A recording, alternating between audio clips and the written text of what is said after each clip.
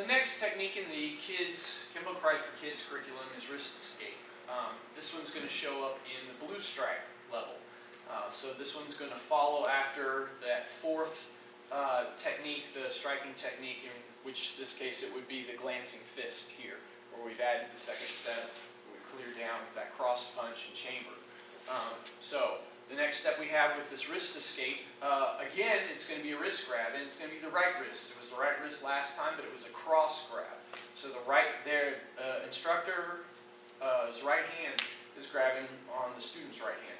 This time it'll be a left to right grab. So the instructor's left hand grabs hold of the student's right hand. So it's a direct wrist grab, straight across. Just like last time with that rotational idea, we want to use that same rotational idea, but this time the point being that there's a turn of the wrist, thumb down. So they're going from thumb up to thumb down, twisting the arm this way. At the same time, they want to pull the arm back towards their shoulder. So first we practice the turn, then we practice the turn and pull back to the shoulder. And then of course the last and probably most important step is that they're going to retreat, step it back with the left foot as they do all this together. The point is to use the bones in the forearm, and you want to slip out of the weak point in the grip. And the weak point in the grip will be right where the thumb and the fingers meet there. So the twisting action kind of accomplishes that, and the pulling while turning action is both a pulling and a twisting action, and the mind can't really fight both.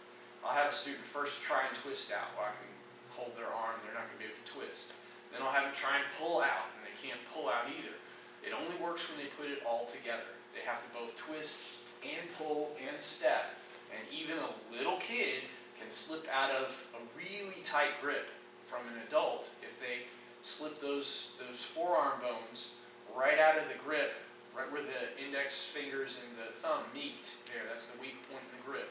As they're both turning, pulling the hand back, and twisting the body all at the same time, they'll escape that hold.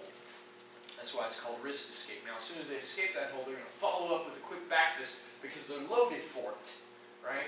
They're probably not going to do any real damage in that instance.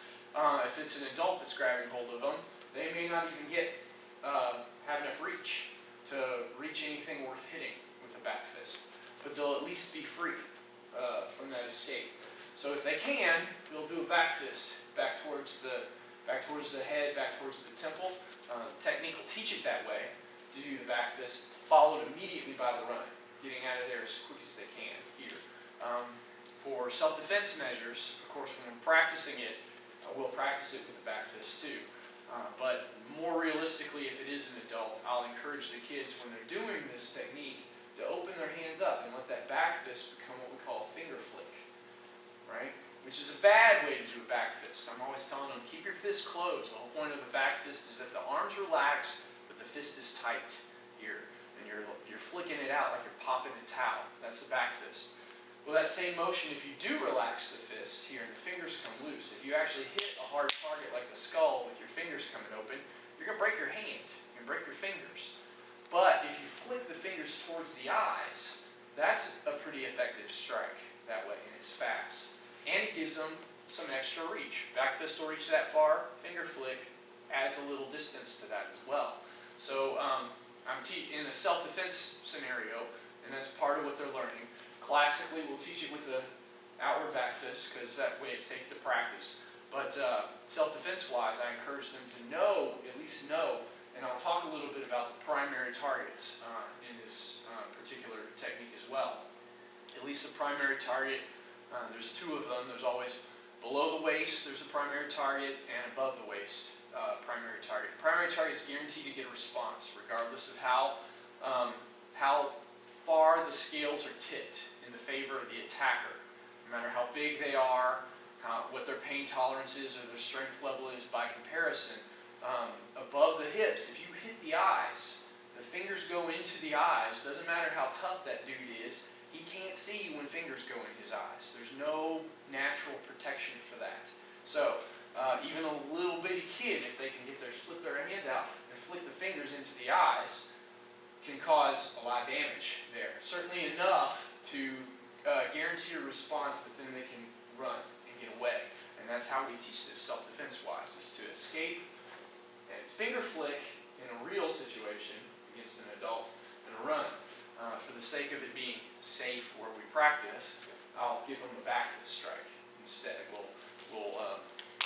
Because my eyes are every bit as vulnerable as a real attacker's eyes would be too, and little kids don't really know the reach of their arms, much less their own strength. So even a little bitty kid could poke my eyes out, and I don't want that to happen. So I give them the back fist here when we're practicing here, but I encourage them to think of it as a finger whip if they had to really do it, and then to make that escape. So that is wrist escape, and that's out of blue stripe. That's the only place that one's going to show up. But then we'll see it again in the escape set. It'll be one of the members of that collection of techniques, so that it's just by practicing escape set, you'll keep this particular wrist escape, you'll keep this technique current, and not have to go back necessarily through the levels themselves when you're trying to remember all the other material that you have as an instructor. We make the kids' material pretty quick. If you just have the escape set plus Advanced Form 1 and Advanced Form 2, you have all the material right there.